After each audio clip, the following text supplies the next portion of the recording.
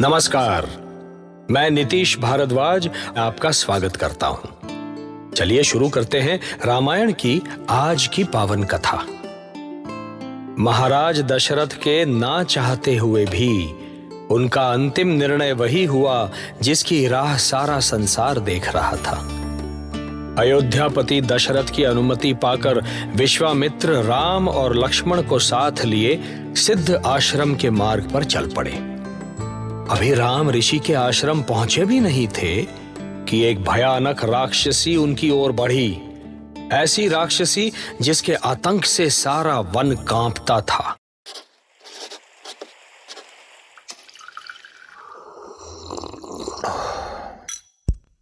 Fever Stories।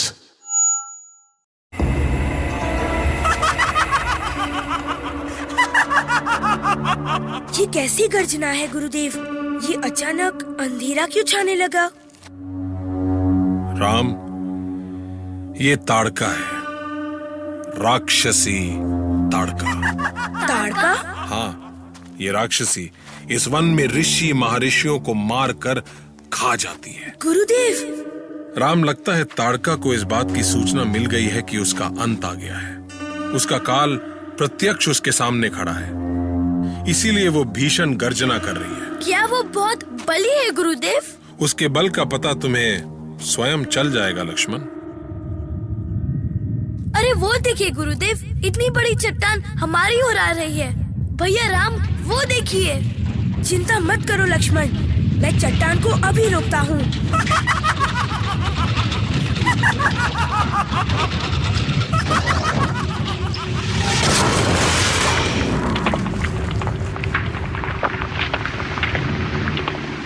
देखिए भैया, ऐसा लगता है कि चारों ओर धूल ही धूल छा गई हो। कैसी भयानक आंधी है। धूल की आंधी इधर ही चली आ रही है।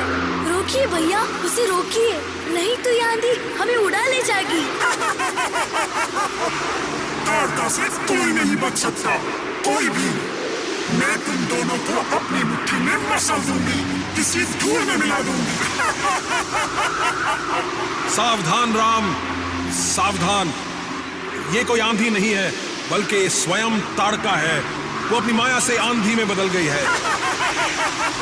मुझे आज्ञा दीजिए भैया, मैं इसे अभी मार देता हूँ। अधीर न हो लक्ष्मण, ये राक्षसी हमें छू भी नहीं सकती। ताड़का से कोई नहीं बच सकता। आज आऊंगी तुम्हें अपना भोजन बनाऊंगी। मार डालिए भैया, मार डालिए इसे। ये ले।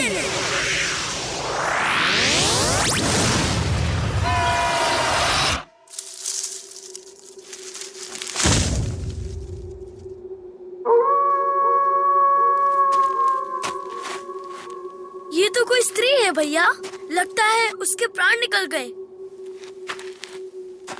हाँ लक्ष्मण, ताड़का का अंत हो गया और ताड़का के अंत होने से सिद्धाश्रम को एक अत्याचारी राक्षसी से मुक्ति मिल गई।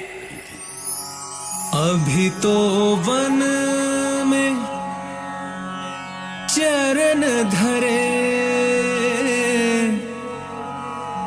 धनुष उठायो राम। अभी तो बस ताड़का वध हुआ,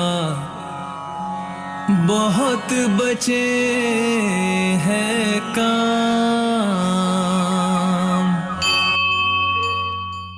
ताड़का के वध से देवता, ऋषि मुनि और वनवासियों में आनंद की लहर दौड़ गई। देवताओं के निर्णय के अनुसार जिस कारण के लिए श्री हरि विष्णु ने धरती पर यह अवतार लिया था, उसका आरंभ वे कर चुके थे। लेकिन ये तो प्रभु के पराक्रम की केवल शुरुआत ही थी। ताड़का के बाद श्री राम ने मारीच और सुबाहु का वध करके महर्षि विश्वामित्र के यज्ञ की रक्षा की। सिद्ध आश्रम में रहते हुए राम लक्ष्मण ने सभी तपस्वियों, ऋषि मुनियों और ब्राह्मणों को भय मुक्त कर दिया। पर अब एक महान घटना श्री राम की प्रतीक्षा कर रही थी। गुरुदेव, मिथिला से अनुचार कोई संदेश ले आए हैं। उन्हें सम्मान के साथ हमारे पास बुलाओ। प्रणाम स्वीकार करें महर्षि। हमें मिथिलापति महाराज जनक ने भेजा है। अच्छा, भला मिथिलेश जनक ने हमारे लिए कौन सा संदेश भेजा है? ऋषिवर, महाराज जनक ने अपनी पुत्री सीता के विवाह के लिए धनुष यज्ञ का आयोजन किया है। उस यज्ञ में उन्होंने आपको सादर आमंत्रित किया है। अहो भाग्य!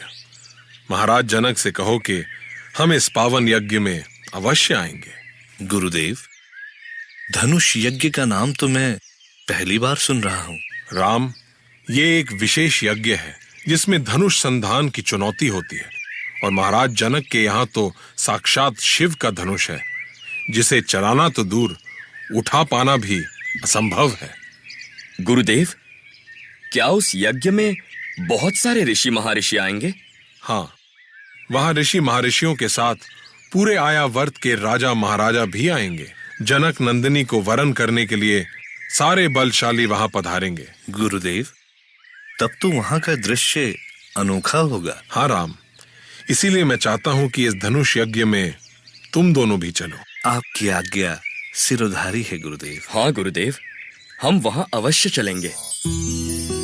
सच में कितना अनोखा होगा स्वयंवर का वो नजारा। मुझे विश्वास है कि मेरी तरह आप भी जरूर उत्सुक होंगे सुनने को। पर क्या करें, आज का समय पूरा जो हो गया। पर मैं नीतीश भारद्वाज कल आपसे फिर मिलूंगा रामायण के इस कथा कथन में।